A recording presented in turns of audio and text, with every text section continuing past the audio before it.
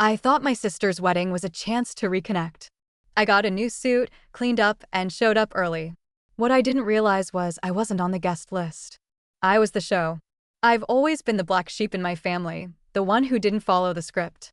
While my father, William, built a real estate empire across Atlanta and my brother Mason followed him into the business like a loyal apprentice, I was the one who stepped off the carefully paved road and chose music. Not music as a side interest, not some garage band fantasy, but real, relentless work behind a mixing board, writing, editing, producing. And for that, I was branded the family disappointment before I ever even turned 20. I can't remember a time when my father didn't look at me like I'd personally insulted his legacy just by existing the way I wanted to. From the day I told him I was applying to music school instead of architecture, it was as if I'd set fire to the family crust. My mom, Judith, never stopped him. She'd just fold her arms, nod along, and sigh as if she were mourning a child already gone. The real twist? I made it work. I rent a clean, small studio apartment downtown. I pay for my own life, work with indie artists, and actually love what I do. But none of that has ever mattered to them. Not even once. My brother Mason would grin at me during family dinners and ask how my little hobby was going, like I was 12 and still banging on pots in the kitchen. Every holiday was an opportunity for my dad to get drunk and go off about legacy, sacrifice, and how one son was carrying the torch while the other one, me, was out playing with matches in the dark. Last Christmas, he stood up in front of the whole family, pointed at me with a glass of bourbon in his hand, and said I was the reason family empires collapse. I haven't been back since. So when I got an invitation to my sister Olivia's wedding, I honestly thought it might be a turning point. Olivia and I used to be close when we were kids. She'd sneak into my room at night to hear whatever new beat I was working on and ask a million questions. But as we got older, she shifted. She started echoing my parents' judgment, probably because she saw how much smoother life was on their good side. Still, when that invitation landed in my inbox, something in me thought maybe, just maybe, she was reaching out, extending some sort of olive branch. I don't know why I let myself believe that. I should have known better. But I bought a new suit anyway. Dropped money I'd been saving for upgraded soundproofing on a pair of polished shoes and a clean, charcoal gray jacket. Even got a damn haircut. Spent 3 hours in the car with sweaty hands gripping the steering wheel, telling myself this was progress. Maybe the family was changing. Maybe I was about to get some long overdue respect. I pulled up to the venue, a massive estate just outside Savannah, the kind of place where weddings cost more than I've made in 2 years, and tried to calm the storm in my stomach. A man in a black suit was checking names at the entrance. I gave him mine, still adjusting my collar and trying to look like I belonged. He blinked, frowned slightly, then asked me to repeat it. I did. He stared at his tablet, then again at me, and said something wasn't matching. I leaned forward, a bit confused, trying to see what was going on. That's when he put a hand on my arm, not rough, but firm, and told me I wasn't listed on the approved guest entry. I thought maybe it was a tech error, so I looked past him toward the open doors of the reception hall. That's when I saw them. All of them. My family. My uncles. My cousins. Mason, already holding up his phone laughing. My mom, standing by the buffet table with that same expressionless look she always gave me. My dad, front and center, standing with Olivia's fiancé Luke, both recording the moment like it was some kind of twisted home movie. And then my dad stepped into the doorway, smiling like a man proud of a long-planned execution. "Well, look at this," he said, loud enough for everyone to hear. The disappointment actually showed up. "Guess you really thought we'd let you inside." I froze, heart racing, unsure if this was a nightmare or real life. Then Mason chimed in from behind him, holding up his phone like a game show host. "Going live now. Everybody say hi to Ethan, who thought buying a suit was enough to earn a seat at the table." Laughter rippled behind them, actual, audible laughter from people I'd grown up with, who used to pass me mashed potatoes at Thanksgiving and ask about my grades. My mom stepped forward, her voice flat and cold, and told me to head back to my little sound room, or whatever it was I called it, because real family was inside, and I was tonight's entertainment. I didn't say a word. I didn't cry, didn't yell, didn't throw a punch. I just stood there and looked at each of them. Every smirking, gleeful face. That's when Olivia came out in her wedding dress, glowing like she was being crowned queen of the county fair. She smiled sweetly at me and said she'd just won $1,000 bet that I'd be pathetic enough to show. I remember her exact words. "I knew you wouldn't disappoint me, Ethan. You never do." Something in me clicked. Something hard and cold and quiet. I looked her in the eyes, then at everyone else, and said, "Remember this moment. Because one day, you'll all beg for my forgiveness." Then I turned around, walked back to my car, and drove the entire 3 hours home in silence. No music, no calls, no tears. Just silence and planning. I didn't sleep the night I got back. I sat on my couch in that silent apartment for hours, staring at the walls like they were going to offer me some kind of answer. But all I had was this steady hum in the back of my skull, something colder than rage, but just as dangerous. I wasn't crying. I wasn't pacing. I wasn't screaming. I was calculating. That wedding stunt wasn't just cruel, it was a declaration. It was the final confirmation that I'd never been family to them. Not really. I opened my laptop at 3 o'clock in the morning. Not to post about it, not to vent. I just started making a list.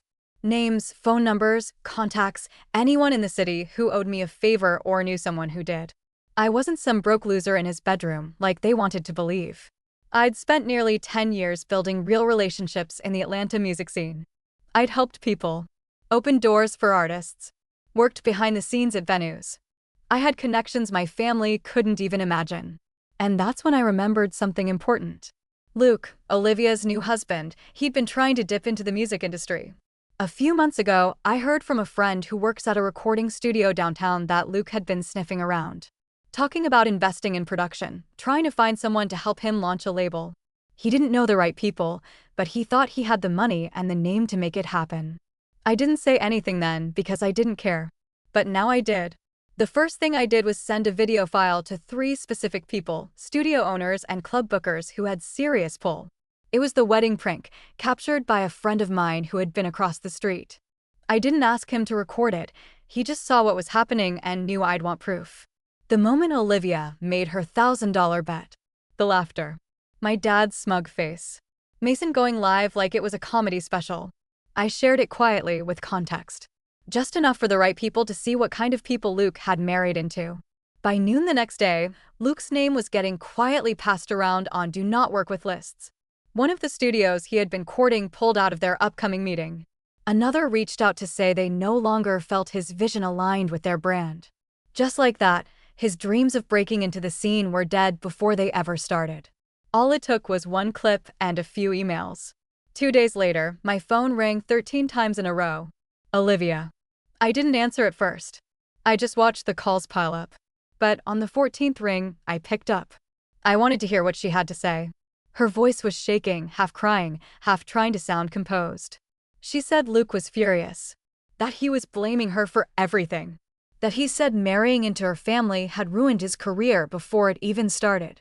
She tried to say she didn't know how far it would go. That it was just supposed to be a joke. That Mason had pushed for the live stream, and Dad thought it would be funny. I let her talk for a while, let her trip over her excuses. And when she finally stopped, I asked her one question. Did you enjoy the $1,000 you won? There was silence on the other end, then a click. That same evening, Mason showed up at my building. I watched him from my second-floor window before I buzzed him in. He stood at the door pounding like he was the police. When I opened it, he looked tired, like he hadn't slept, but still had that same arrogant fire in his eyes. He said I needed to fix what I'd done. That Luke was threatening to separate from Olivia. That Dad was panicking. I leaned on the doorframe and asked how many views his TikTok livestream got. He shoved past me, knocking over a chair in the process. Started yelling about how I was destroying lives over a misunderstanding. That it had been harmless fun. That I was being dramatic. I just stood there listening, then reminded him of a few things like the time he deleted all my project files before a major submission, or the time he spread a rumor that I had substance issues so a venue would cancel my gig. I asked him if those were just jokes too. His face went blank. He had nothing to say to that. Then he did something stupid. He reached for my phone sitting on the counter, saying he was going to call our dad. I shoved him back before he could touch it. He stumbled, knocked into my coffee table, and just stood there glaring. And then he said the line they always say when they're losing, "You'll regret this." He claimed Dad had already contacted some lawyer friends, that they were looking into suing me for interference or defamation or something equally vague and desperate. I laughed in his face, told him I had years of texts, voicemails, posts, every insult, every cruel joke, every lie they ever told about me. And most importantly, I had the wedding video. That wasn't going to look so good in front of any judge. The next morning, my mom sent me a 5-paragraph message that started with how I was breaking her heart and ended with how I was tearing the family apart. This from the woman who stood there while my dad shredded my music school acceptance letter at the dinner table. The same woman who told extended family that I was unstable just because I stood up for myself once in a while. I blocked her number. Later that afternoon, Uncle Terry called from a new number. I guess he figured I'd blocked him too. He told me, with this fake tone of reason, that Dad's company had just lost a contract they'd been counting on. I asked why he was telling me. Then he admitted reluctantly that one of their top clients had a daughter who used to sing in a band I'd helped produce. She'd seen the wedding footage. She was not impressed. And that wasn't all. A few hours later, I got a message from someone I hadn't spoken to in years. He worked logistics at a building materials supplier that William's firm depended on. His brother used to be in a punk group I did mixing for. He told me the company was reviewing their partnership with my dad. Apparently, word was spreading that his business practices and his character might not hold up under scrutiny. By the end of the week, the calls started coming in. Not from family, but from people who'd once dismissed me as just the music kid. A neighbor. A former teacher. One of my cousins, who messaged me saying they saw what happened at the wedding and that it made them sick. And all of them had the same expression under their words: we had no idea. But here's the truth. They never wanted to know. Nobody wants to believe the smiling man in a suit talking about real estate numbers and legacy values is actually the kind of man who would set up his own son for public humiliation. But now, they didn't have the luxury of pretending anymore. And as for Dad, he finally showed up at my studio 3 days after the fallout began. He didn't call, just showed up. For the first time in his life, he crossed the threshold of the space I built with my own hands. He looked around like he couldn't believe it existed. Then he sat down, tried to act like we were just having a normal conversation between adults. He asked if we could talk, if maybe I was ready to move past this childish behavior. I didn't respond. So he got louder.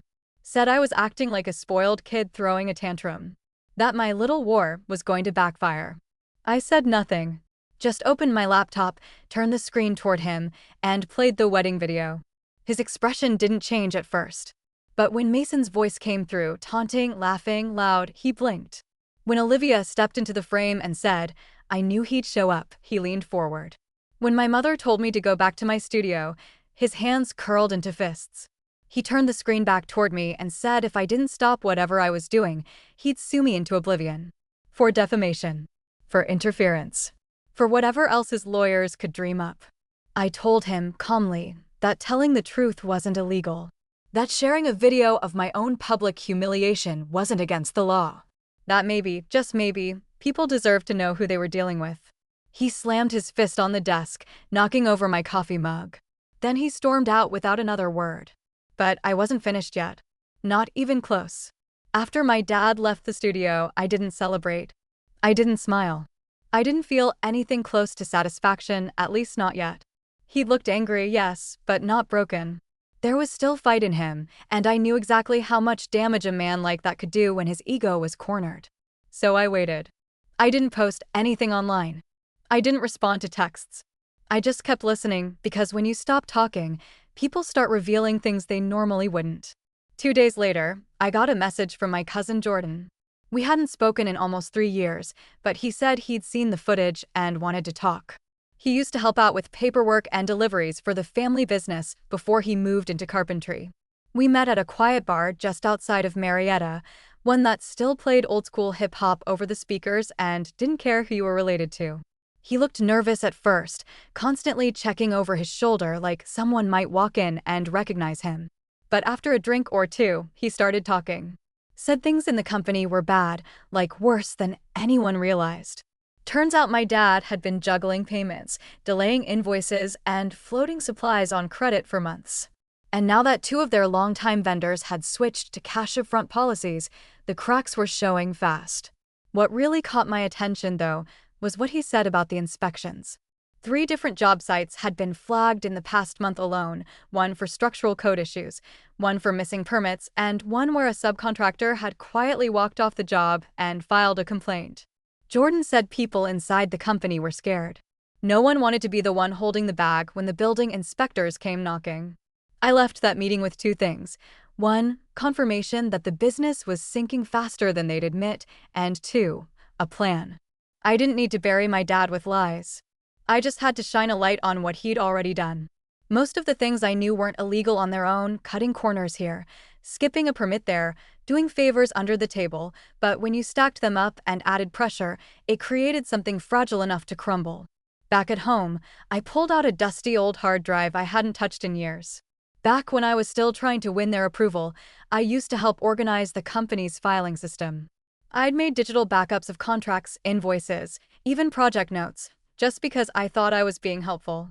Looking at them now, I realized how many of those documents didn't line up. Bid sheets that didn't match receipts. Notes about inspections that never actually happened. Signed contracts with suppliers who, according to Jordan, hadn't been paid in full since the spring. I backed everything up again and stored copies across 2 cloud accounts, just in case someone got the idea to break into my studio and wipe me clean. You don't grow up around people like my dad and not learn how low they're willing to go when they think they're losing. And once that was done, I started sending anonymous emails. Just enough information to trigger curiosity from the right people, industry competitors, local inspectors, a few city officials who happened to be longtime acquaintances of mine from music events and community fundraisers. By the end of the week, the family business had lost 2 more contracts. I didn't even have to get involved. Clients were pulling out on their own once the whispers started. My cousin Jordan texted me saying Mason was in panic mode. They were falling behind on payroll and tempers were getting dangerous. He asked if I was the one behind it. I didn't respond. Then, 2 days later, Mason came back. He didn't knock this time. Just waited outside the studio until I opened the door to take out the trash. I barely recognized him. His face was drawn, his eyes bloodshot, and there was a fading bruise under one cheekbone. I asked what happened, and he just muttered, "Dad." I let him inside, not out of sympathy, but because I wanted to hear what kind of desperation had finally driven him here. He sat on my couch for a while without saying much, just rubbing his hands together like he was trying to warm them up. Eventually, he admitted that the business was in real trouble. They'd maxed out credit lines, and no one trusted them anymore. Subcontractors were refusing to show up. Vendors were demanding payment up front. Employees were leaving without giving notice. And clients were disappearing like smoke. He asked me what I wanted, what it would take to stop this. He said we could fix it together, maybe rebuild something better. He even offered to give me a role in the company, as if that was the prize I'd been chasing all along. I couldn't help but laugh. I asked him if he remembered the time he called every club in Midtown and told them I was unreliable. Or the time he poured water on my hard drive because I refused to let him use my software. He didn't deny it. Just looked at the floor. I told him I didn't want a role in anything. The only thing I wanted from him was the full security footage from the wedding, the raw video from the venue's cameras. He claimed he didn't have access, but I could see from the way his voice shifted that he was lying. I told him to leave and not come back until he was ready to stop pretending he didn't help orchestrate the worst night of my life. He didn't argue. Just left. The next morning, I woke up to loud banging at the door. It was my mother. She didn't call. Didn't text. Just showed up like she owned the place and pushed her way in without asking. She looked around the studio with this expression like she'd just walked into a garbage dump. I didn't say a word. Just waited while she delivered her performance, how I was destroying the family, how I was tearing Olivia's marriage apart, how my father hadn't been sleeping, and Mason was falling apart. She switched tactics like a broken clock, first guilt, then confusion, then anger. She claimed she didn't know what was going to happen at the wedding, that she was just shocked, that she thought it was supposed to be a surprise. I asked if she remembered laughing when my dad told me to go back to my little sound room. She didn't answer, just stared at me like I was speaking another language. And then, when all the pretending didn't work, she turned vicious. Said I'd always been a problem. Always making drama. always twisting things into some kind of personal crusade. That I was selfish for not coming back to the family business when I knew they needed help. That my music stuff was never going to make a real difference in the world. That's when I snapped. I walked over to the shelf, picked up my phone, and started recording. The moment she saw the red dot on the screen, she shut up. I didn't say anything, just held the phone between us and walked toward the door. She stood there, trembling like she wanted to scream, but couldn't find the words anymore. Eventually, she walked out, and I locked the door behind her. Since then, the family business Instagram account has gone dark. Usually, they post pictures of job sites or charity events at least twice a week. Now, nothing. Their website has a banner that says they're restructuring intake, which is just PR talk for "we're drowning." One of their largest suppliers has stopped taking their calls. A subcontractor I know personally told me he pulled out of a renovation deal after seeing the wedding video passed around in a private contractor forum. I thought things had reached their peak when my mom left that morning, but I was wrong. Things didn't settle. They didn't fade. They escalated fast. And I didn't have to lift a single finger to push it further. Everything just started collapsing under the weight of their own choices, and all I did was sit back and pay attention. 3 days after the last confrontation, Olivia called again, this time from a blocked number. I answered, just to see where she would go with it. Her voice was shaking, not angry like before, but confused and tired. She told me Luke had filed for legal separation. Apparently, he'd had a full breakdown after one of his potential investors pulled out without explanation. She said he blamed her, said marrying into her family was the worst mistake he'd ever made. I asked her if that $1,000 bet still felt like a good win. She hung up without another word. By then, the business wasn't just struggling, it was in a full spiral. Clients were pulling contracts mid-construction. A review board had flagged 3 properties for inspection. And the few workers still showing up were demanding payment in cash up front. I knew Mason couldn't handle that kind of pressure. He'd always been the one to flex in a crisis, but this wasn't a crisis. They were watching the whole building burn with no exit. And then came the message from Jordan again, this time with a screenshot. The company's main supplier, the one who'd kept things moving even when payments were late, had officially severed the partnership. The email was clear: no further deliveries, no negotiations, no credit. Apparently, they didn't want to be associated with ongoing legal and reputational risks. That line alone told me everything I needed to know. The rot had gone public. That night, Mason came back for a 3rd time. This time, he wasn't yelling. He wasn't threatening. He looked broken. He told me they couldn't make payroll that month, and that if another client pulled out, they'd have to shut the doors permanently. He asked what it would take, what he had to do, for me to stop. I just stared at him and asked if he'd finally brought the security footage. He said he couldn't get it. I told him the conversation was over. The next morning, I received a letter. Not a message, not an email, but an actual printed letter delivered in an envelope. It was from my father's lawyer, or at least someone claiming to represent him. The letter was full of legal-sounding threats, claims of tortious interference, defamation, slander, damages. You name it, it was in there. I didn't even read the whole thing. I just forwarded it to my friend Callie, who works in litigation. Her reply came 2 hours later. All she said was, "This is desperate and useless. He has nothing." And that's when I decided it was time to finish what they started. For weeks, I had been assembling a folder, something I wasn't planning to use unless I absolutely had to. It contained everything: wedding footage, screen captures, voice recordings, messages, emails, and more. But it wasn't just about the wedding anymore. It was about a lifetime of being silenced, mocked, and disrespected. A documentary-style breakdown of what growing up in that family really looked like. But I wasn't going to throw it online and hope people stumbled on it. No, that would have made me look bitter. So instead, I curated a list, 57 people to be exact. Every name mattered. These were people who existed in my parents' social and professional circles. Their church friends. Their business partners. Their golf league buddies.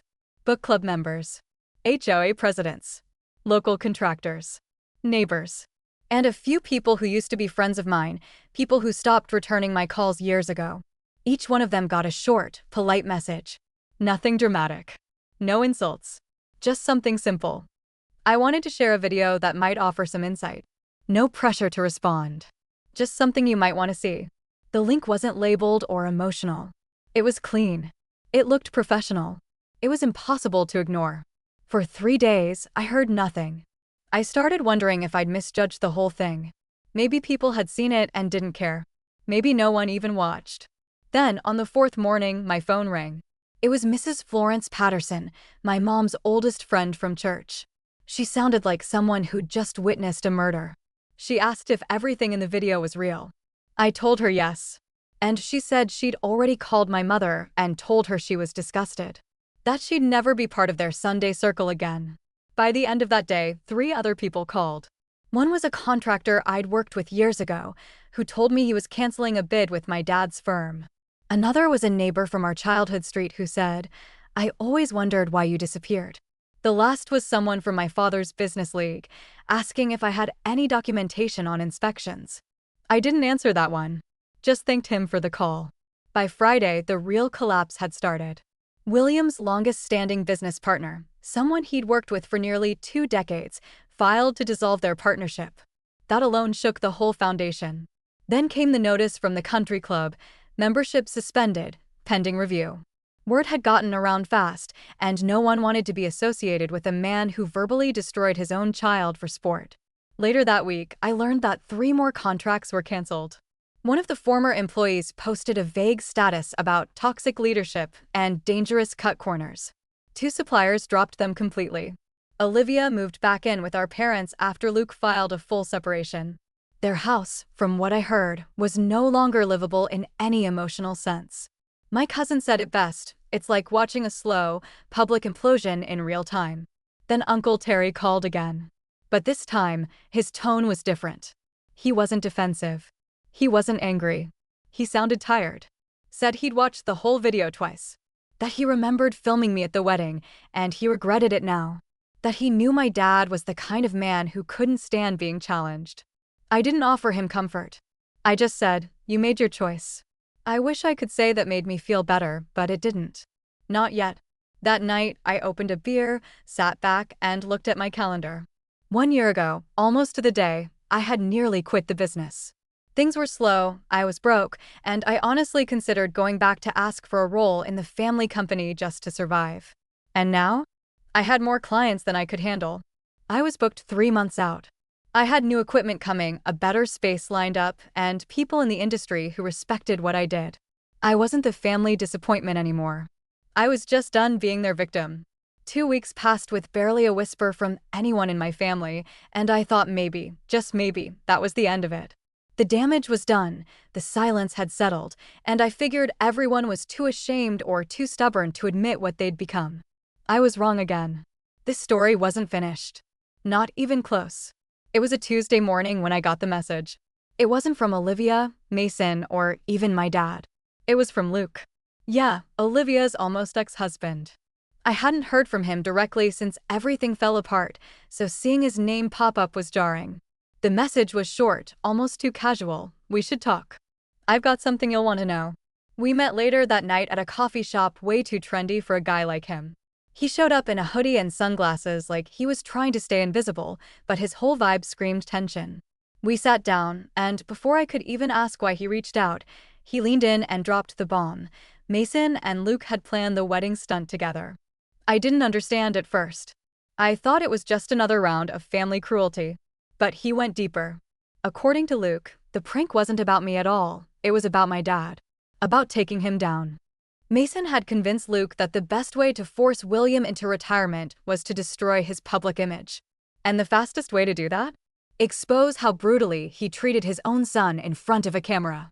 I didn't know whether to laugh or scream. They had used me as bait. Mason hadn't just played along with the wedding stunt, he'd orchestrated it, down to the live stream, the fake invitation, and even encouraging Olivia to make that $1,000 bet. Luke said Mason had been recording conversations with William for months, planning to use the fallout to force him out and take control of the business himself. I stared at him, trying to process what I was hearing. I asked why he was telling me now.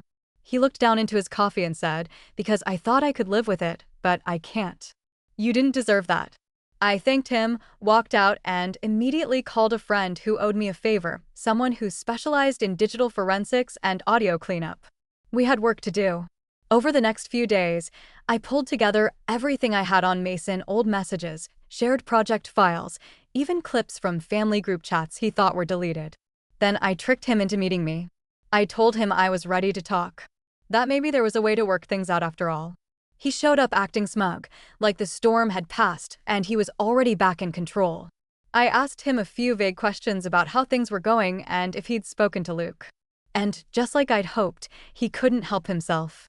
He started bragging about how easy it was to manipulate our father, how he'd always known the business would eventually be his, and how it was necessary collateral damage to humiliate me to achieve that. He said Olivia didn't even need convincing. She'd been so desperate for approval that she followed every suggestion without question. What he didn't know was that my phone had been recording the entire conversation. Every smug word, every confession, every moment of betrayal captured in perfect clarity. That night, I sent the audio file to William. No message, no explanation, just the file. I didn't expect a reply, but I got one. The next day, I received a voice message from him. He sounded hollow. He said, "I didn't know. I thought I was in control. I was wrong." That was it. No apology. Just a cracked voice admitting he'd finally lost everything. I didn't respond. Within a week, Mason disappeared from the company website. A legal notice was posted saying he'd stepped down indefinitely. I found out through a friend that internal investigations had started, something about misuse of funds and manipulation of client data. Olivia left the house again, this time for good. My mother stopped calling. The entire family structure had finally collapsed under the weight of its own deception. The twist no one expected was this: I didn't leak the recording to the public. I didn't destroy Mason the way he destroyed me. I let my father hear the truth for himself. And that somehow was worse than anything I could have published. But just when I thought the dust had finally settled, something else happened. One evening, I was finishing a session with a local artist when I got a call from an unknown number. I almost didn't answer, but something told me to pick up. The voice on the other end was quiet, almost hesitant. "Ethan?" It was Olivia. She asked if we could meet. Said she had something to say in person. I agreed, out of curiosity more than hope. We met at a small diner just off the highway where we used to go as kids after school. She sat across from me with red eyes and no makeup, looking nothing like the bride who'd grinned at my humiliation weeks earlier. She told me she'd watched the video I'd sent around more times than she could admit. That she'd tried to defend herself at first, tried to rationalize it. But eventually, she stopped. She admitted that she'd been cruel, that she'd chosen approval over kindness, that she'd thrown me under the bus, because she thought it would earn her a permanent seat at the table. I asked her what changed. She said, "I realized I don't want to be anything like them." And for the first time in years, I believed her. We didn't hug. We didn't cry. But we talked. For over an hour. About when we were kids, about the keyboard I let her play with, about the life she thought she wanted and the one she might still build. When we left, she said she hoped I'd be willing to talk again sometime. I said maybe. And I meant it. Later that night, I returned to the studio. Sat alone. No phone calls. No revenge plans. Just me and the quiet hum of my equipment. I thought about everything that had happened, the betrayal, the collapse, the unexpected confessions. I thought about the fact that I'd won, but it didn't feel like a win. It just felt like clarity. Then, right before midnight, my phone buzzed again. One new message. It was from William. The message said, "I know I can't fix what I broke. But I need you to know I see it now. You were right. I was wrong. I'm sorry." I stared at it for a long time. I didn't delete it. I didn't reply either. I just let it sit there, glowing on the screen. Maybe I'll answer someday. Maybe not. But for now, I've finally stopped waiting for them to change. I've changed instead.